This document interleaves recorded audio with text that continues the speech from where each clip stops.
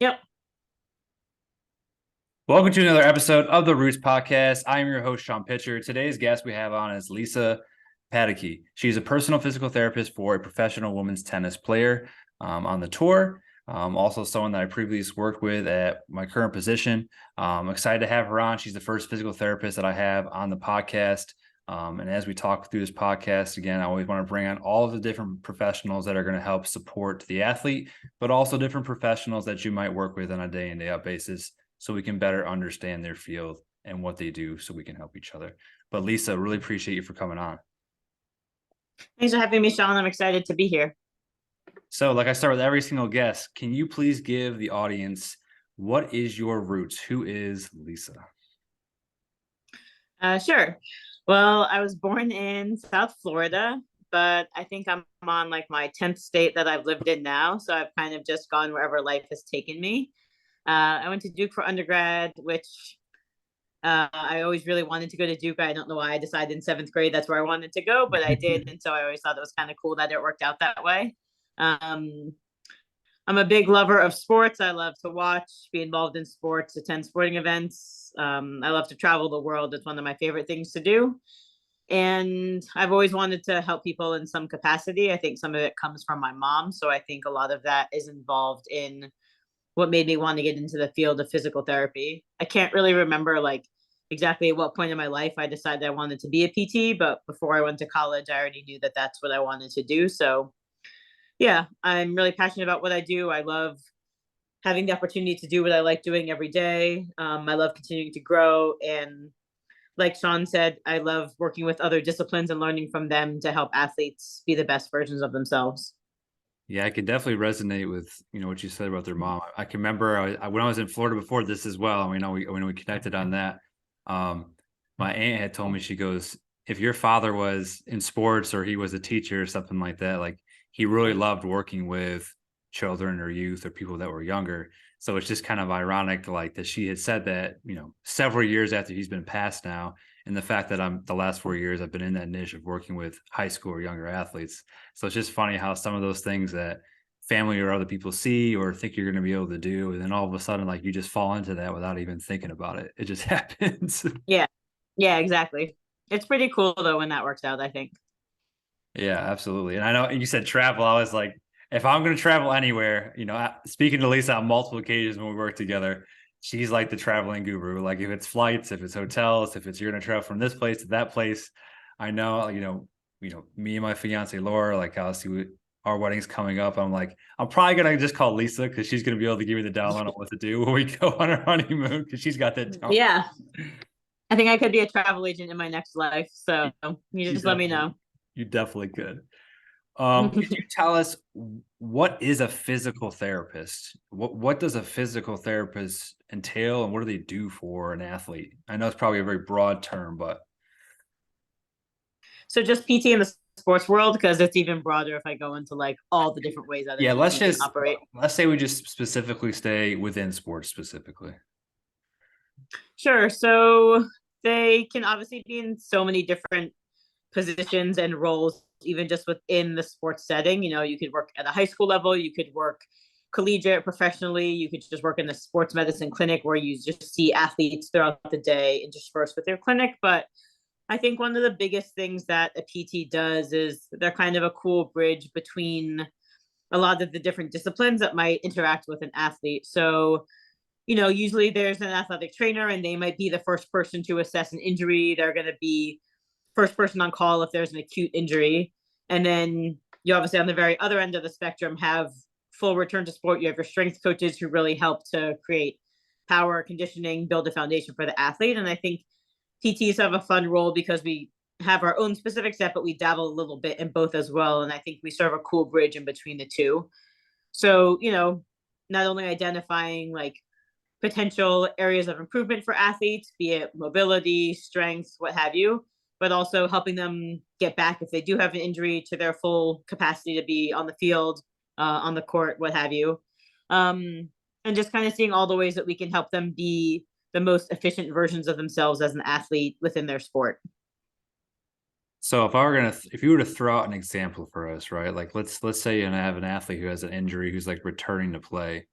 And I've done this a couple different times with teams I've been in where like I sat down with them, I'm like, what does the strength coach do? What does the PT do? Like, how do I integrate myself for nutrition? Like, what are those? Are you constantly working alongside of those professionals when something like that occurs, where it's like, all right, they're at this phase, strength is going to pick up.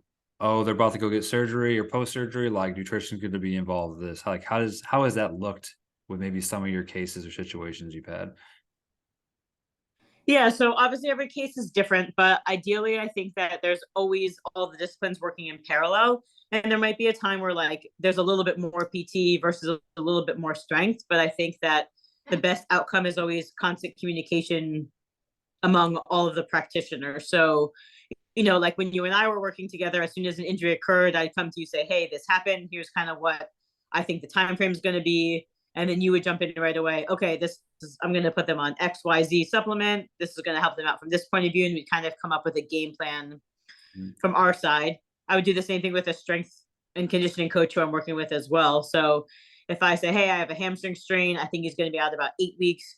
Right now, he can only really do ISOs, so like isometric exercises and some really low level eccentrics. And I'll kind of let you know as I see his numbers improve what he can continue with. Then we kind of go from there. Or the strength coach could come to me and say, hey, this is their lift for the day. What can he do fully? What needs to be modified? What do I need to take out? So there's just a lot of communication throughout the day, back and forth that way. And then obviously, like outwardly to the basketball coaches and everybody from or whatever sport they're in, that's working with the athlete so that they know, okay, here's how he can participate in whatever capacity in their sport as well. So, like in your opinion, then does this having that whole group of staff equate to a quicker return to play for an athlete because you have all those disciplines versus like let's say you were just the singular person for that athlete that you're working with, or is it really just heavily depend on the athlete's motivation to actually want to progress along at the speed they need to? Yeah. I don't know if it's quicker, but I think that it's a better chance of a positive outcome when the athlete does return, when you have all these disciplines working for them. I think that when you have somebody looking after their rehab side, their strength side, their conditioning side, their nutrition side, their chance for re-injury is going to be a lot lower. And so you're giving the athlete the best possible outcome to have. I don't know if it makes it faster, but I think it makes it more robust. And I think it better prepares them to return to their sport and to handle all of the loads that are going to be imposed on them when they do return to their sport. Yeah, I think that was the one interesting that we did it multiple times. I mean, one of your main things you put together like an injury report at the end of the year, and that was pretty robust. That we got to kind of review and figure out, what were things that we can improve upon for the following season that may provide us a possibility to reduce illness or reduce risk of injury, and then it's like where were parts of the year that were a struggle that we need to like talk to staff or talk to coaches and try to adjust for that. And I think the more we continue to keep trying to utilize data, if we do have that available to the best of our ability, we can actually show the presence of what we're doing, right? And I think we did it on a couple of different occasions, right? And for me, like if the guy's eating or the guy's taking their supplementation, better availability. And at the end of the day, if the person's available, that's what everybody, it doesn't matter if you're a business, organization, club, whatever it is, if your athletes are available and they can play, like that's what's going to help you win games at the end of the day. If they're hurt all the time, then they're not going to be available, and that's going to hurt the team, especially if they're a critical player. Yeah, exactly. And I think it's important to allow yourself to kind of, as like all professionals, be vulnerable and really like do a hard reflection at the end of the year or even a couple times throughout the year to say like, hey, where did we do really great? I think that part's easy, but where could we have done like better? Where can we improve for next year? Like, where did we kind of miss the boat, either individually as a team, whatever it is, to continue to work forward to be better for your athletes and for each other also, like, hey, maybe I could have supported you better in that moment, or maybe we could have done this a little bit better for the athlete. I think all of those things are really important. And so I think that those reflections that we did at the end of the season, like you alluded to, were really great for kind of forcing everyone on our team to kind of look back at what they did also and say, hey, maybe here's where we could have done a little bit more and here's where we're really going to use that to be better next year moving forward. Yeah, I mean, I think the key word there is just be able to take constructive criticism. Like Yeah, no one's saying you did a 100%. bad job or you're terrible or like we need to find somebody else. It's just these are areas of concern for team or whoever you are, and like we need to improve these because this could provide a better output for the athlete. And if that's why we're all hired there and that's what we're all trying to do, then again, if you're a true professional and you want to get better, then you're going to take that criticism and hopefully do something with it so that we can have a better third year and just keep, essentially if you look at like a building, keep piling those bricks on top of each other. So then we've got a 3-story building versus we're still building at the base level for 3 years and we haven't made any changes. Yeah, exactly. Do you see a difference as a PT? I know obviously before you were working obviously, in a team setting and now you're singularly working with just like one individual. Does your approach change at all when you go from team to just one person? Yeah, I mean, there's a lot of differences. The biggest thing right now is I'm kind of a one person show. So I'm really giving her all of the information for not just her rehab, but her strengthening, her conditioning. I have to have conversations with her about nutrition, which can be really tricky, as you know, but it's just something that you have to have those hard conversations with athletes if you really want their best interests, like if you really have their best interest at heart. So that's one of the biggest differences is that I don't really have a whole team of high performance professionals around me right now. It's just me, which is exciting. And part of the reason I wanted to take the opportunity is it really challenges me to upskill in certain areas and to learn a little bit more about, different professions. I'll never be a sports dietitian, but I can know enough to know like, hey, I can have these conversations with you versus, hey, I really think you should actually talk to a dietitian like at this point because I think this area might be kind of holding you back.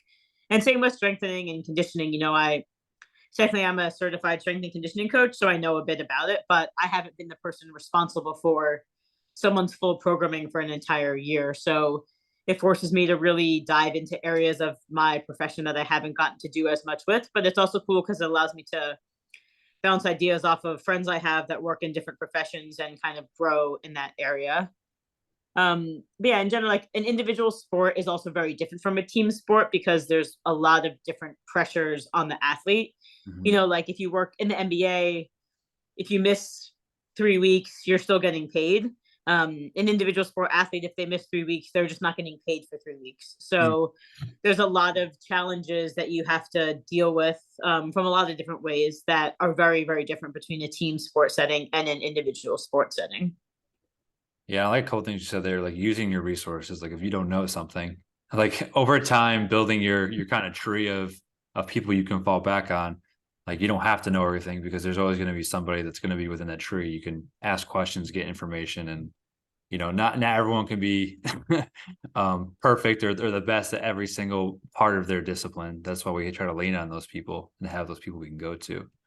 Um, you mentioned obviously challenges. So obviously with the sport that you're working with and the individual you work with, what are some of the challenges and rigors that comes with like having to go overseas and planning for all those possible things that are going to occur, whether it's jet lag, lack of recovery, but then you have to go perform at a very high level, or maybe you're dealing with an injury, but then you still have to play because you said like I still got to make money. So it's like probably their mind says like I got to go out and still play because I make money, but you also don't want to push them too much because you don't want to get hurt. So maybe some of the challenges you might deal with there.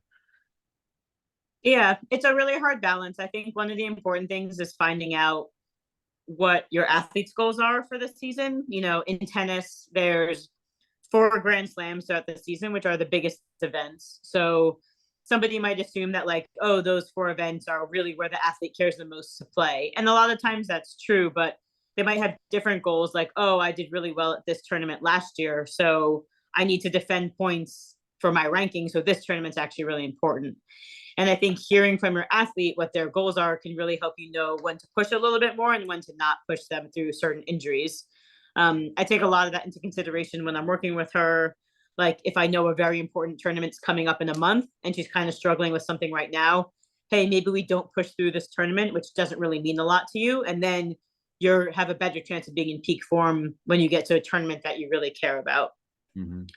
I think that some of the other challenges are, and this obviously speaks to your side, like we travel all over Europe. So we were in Spain, then France, then Italy, then Morocco, then France again. And so while every tournament has like tournament required food and standards that they have to provide, like that are done by the tennis dietitians that they employ. They kind of review the menu just like you do. It's still going to be very culturally swayed. So, like food that they have available in Morocco is not the same as what they have available in Spain. And it's obviously determined by the amount of money that the tournament has. And so some of those things can be really challenging as well, because if you're an athlete who is a little bit pickier about eating, then I have to worry about, okay, are you fueling enough? Are you eating at the right times? Are you eating something that's not going to bother your stomach when you go on court? So there's a lot of that to deal with on top of just like GI issues from being on the plane all the time, and a ton of other things that always have to factor into it. So there's a lot of challenges. Luckily, I worked on the tennis tour for almost 5 years before this, so I at least have an idea of what the lifestyle is like.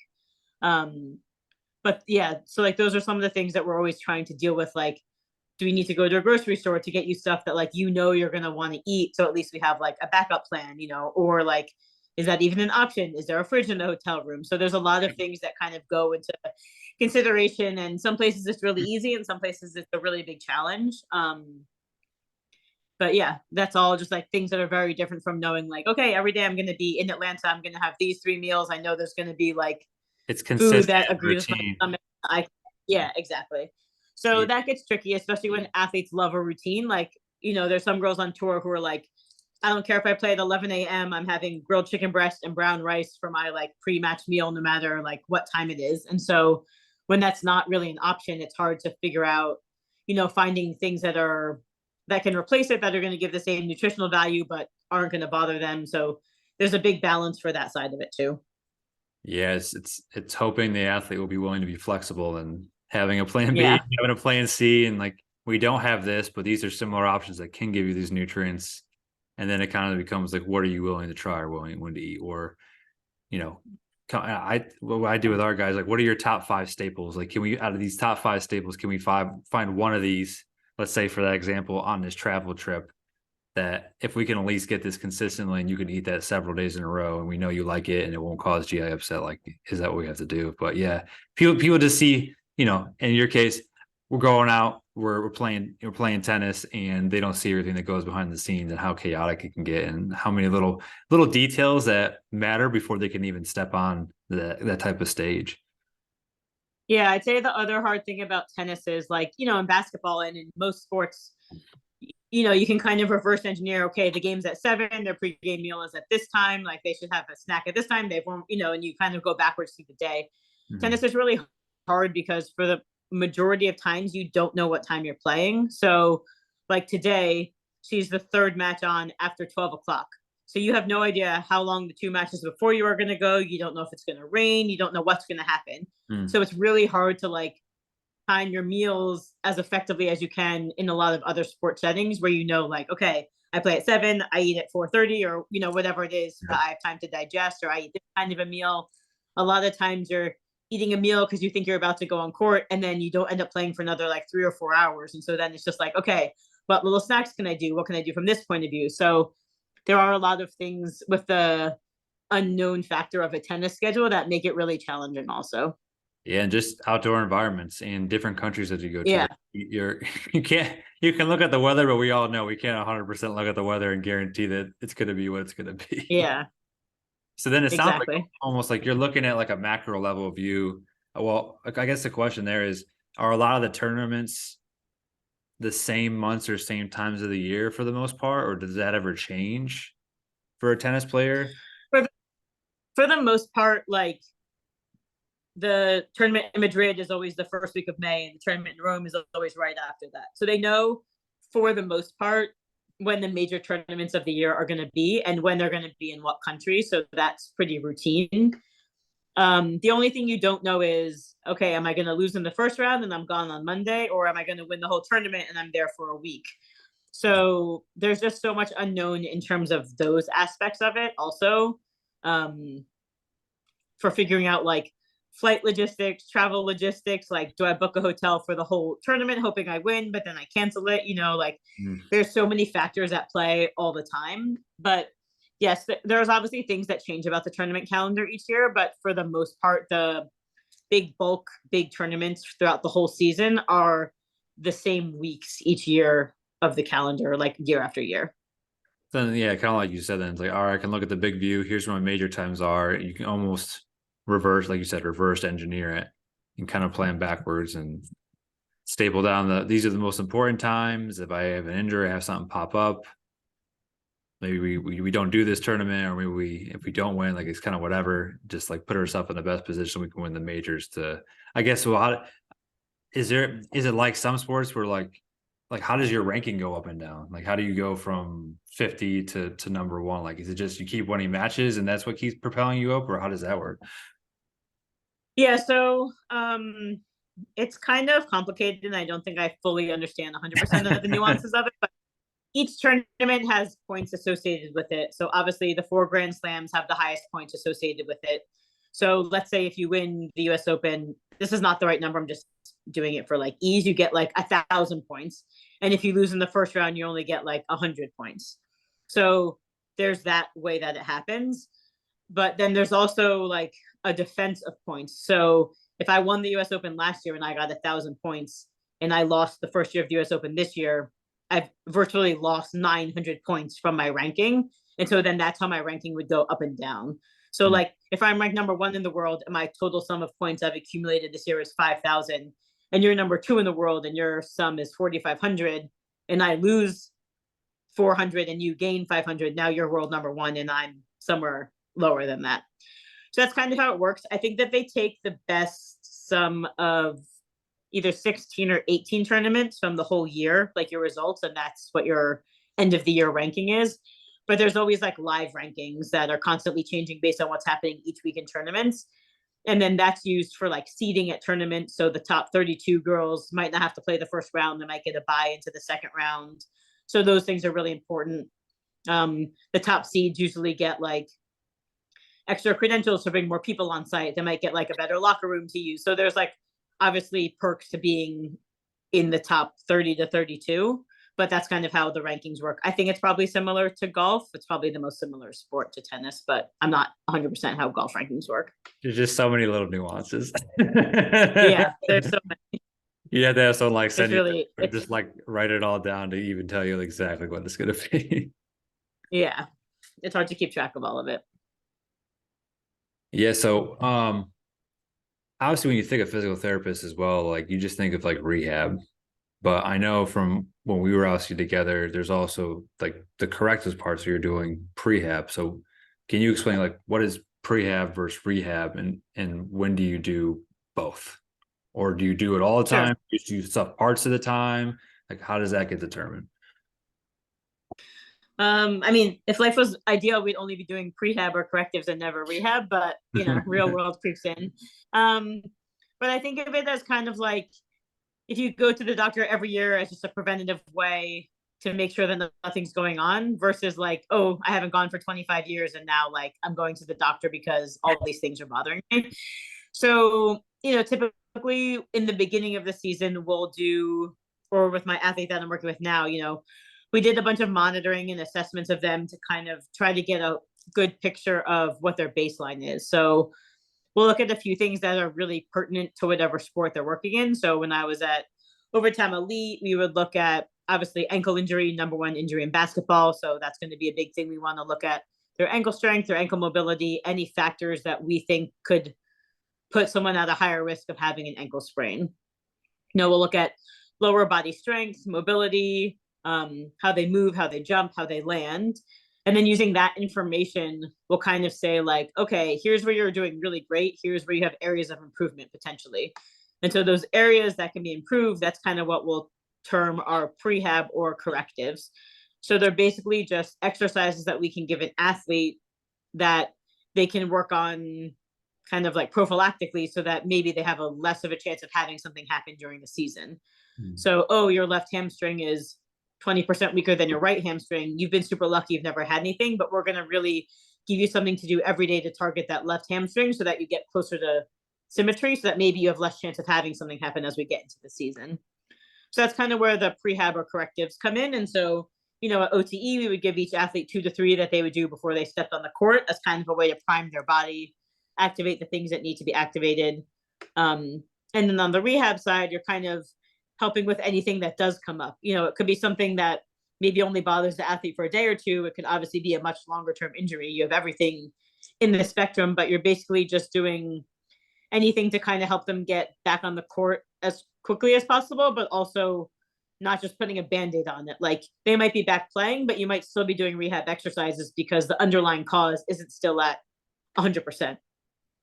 So then essentially you still have to keep those acute injuries are still important, right? Like even though it's a couple days or a week, I'm assuming you're still checking on them. You still might have to keep doing correctives with them because maybe some of the testing you have done, it's still in a position where it's showing like you're not in pain and you're still functioning fine, but you just had an injury, your risk is going to be higher again. Like we still need to implement these like to reduce repeat injuries from popping up possibly.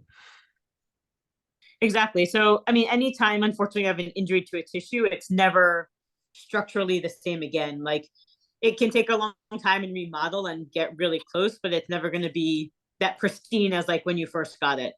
And so, I think that one of the most rewarding things is when you have athletes that kind of see how doing this helps them not just feel better, but perform better on court. And then they really buy into it.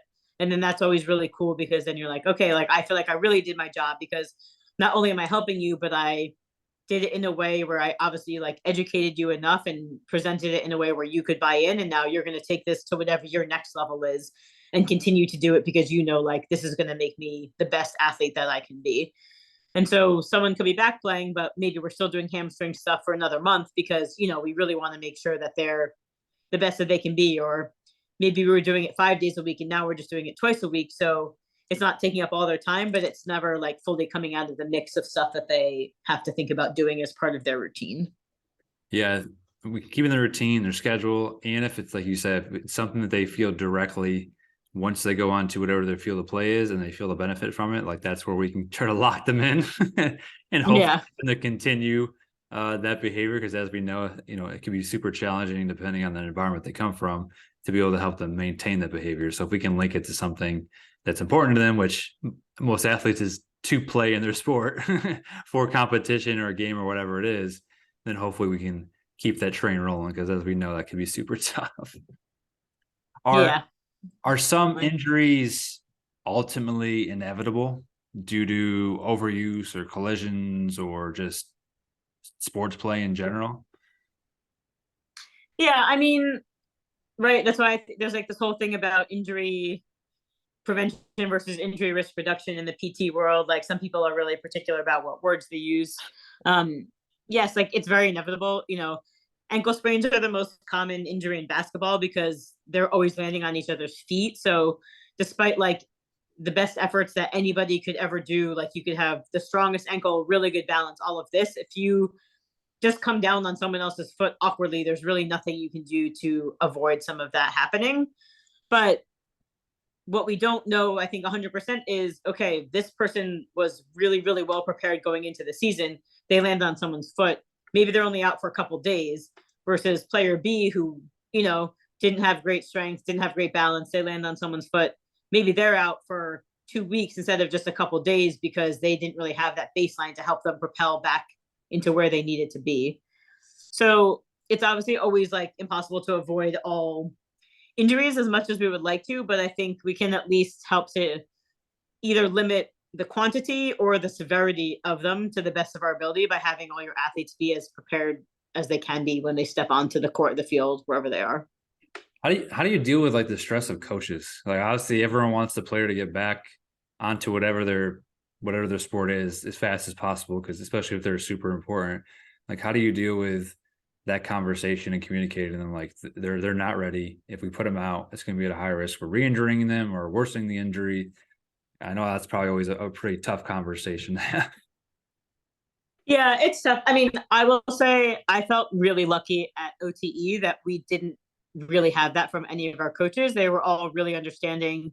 Um, they, for the most part, I don't think we ever really had pushback of, okay, this athlete cannot play. I don't think any coach ever said to any of us, like, they need to play in this game. So I feel very fortunate that that's the setting that we were in there. I'm sure at the NBA and other levels, that's not the case.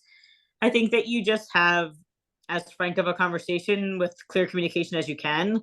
I think you try and keep emotion out of it from the sense of like everyone's just trying to do their job to the best of their ability. Coaches are, players are, all of the healthcare professionals are as well.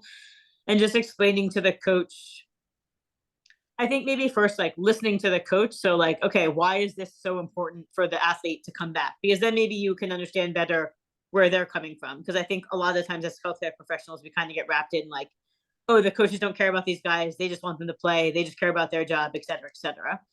And so I think that maybe if we do a better job of listening to the coach and asking, okay, why is it important this athlete plays tonight versus tomorrow night versus 2 weeks from now?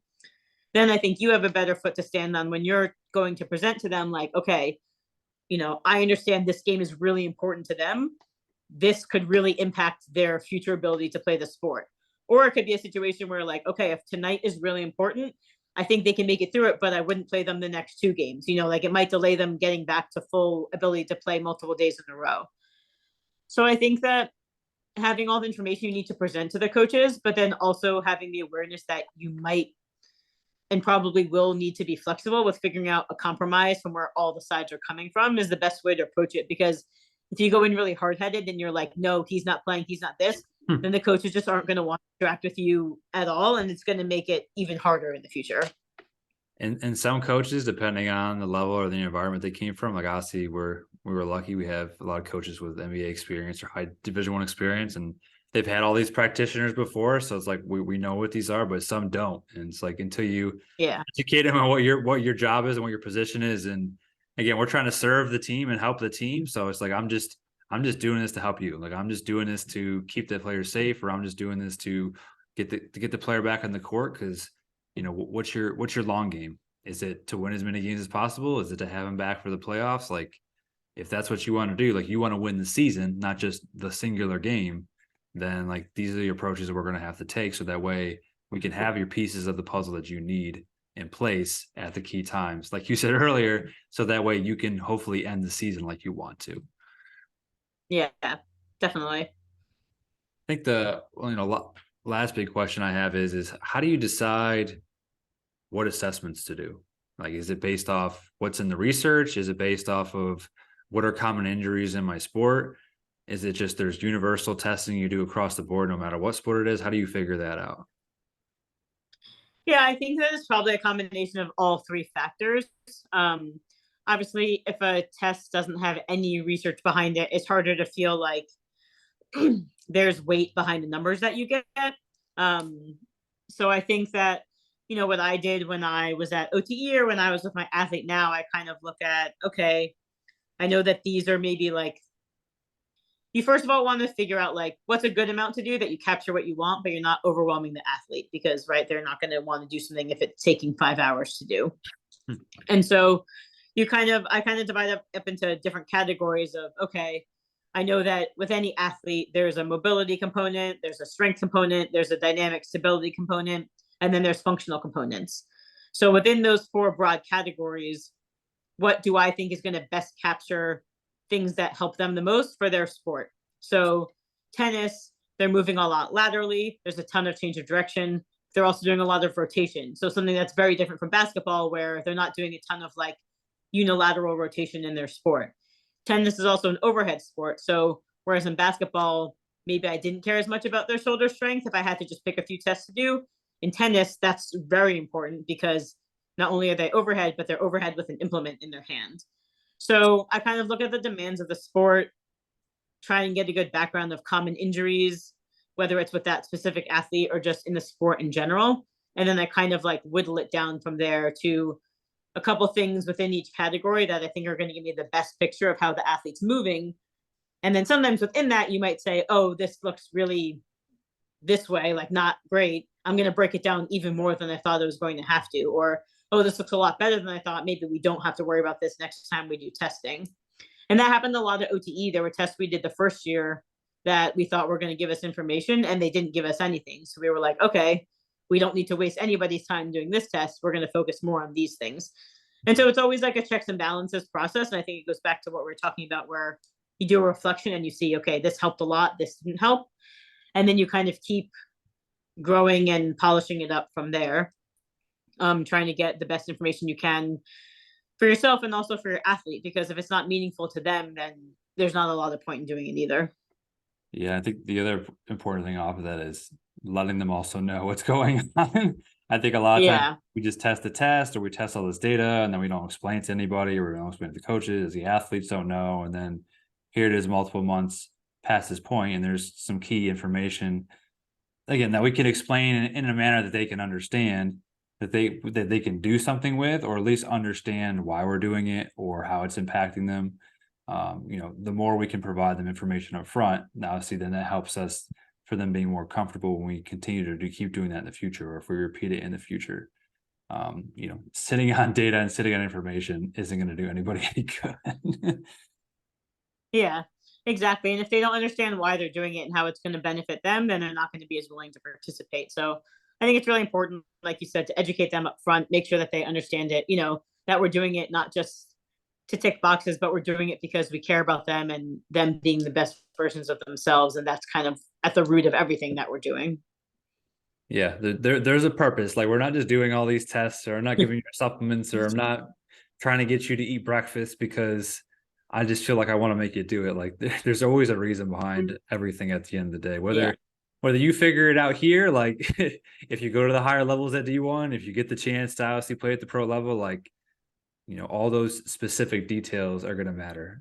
And in that 1%, or you winning a match, or you winning a game, or winning a snap, whatever it is, like those are going to matter at the end of the day. And it just takes whatever that light bulb moment is for you, whenever that certain person says it to you, or sometimes it takes someone to get injured and then the light bulb goes off. Yeah. I got to take better care of myself because I can't continue on this kind of track for a long period of time, because it's just not going to help me. I'm not going to stay in this sport for very long. Yeah, exactly. So, well, Lisa, terrific. Really appreciate having you on. All of Lisa's information, contact information will be in the bio. All my digital links on my Linktree link will also be in the bio. And if you also want to get 25% off Thorne supplements, don't be afraid to comment, message, or DM me, and we can get you hooked up with a great NSF 4 Sport certified supplementation. Lisa, and again, Lisa likes Thor. She also uses them as well. Good quality brand. So if you want to get linked up and hooked up with those, you just holler at me and let me know. Thanks so much for having me on, Sean. It was awesome. I really appreciate it. Thank you.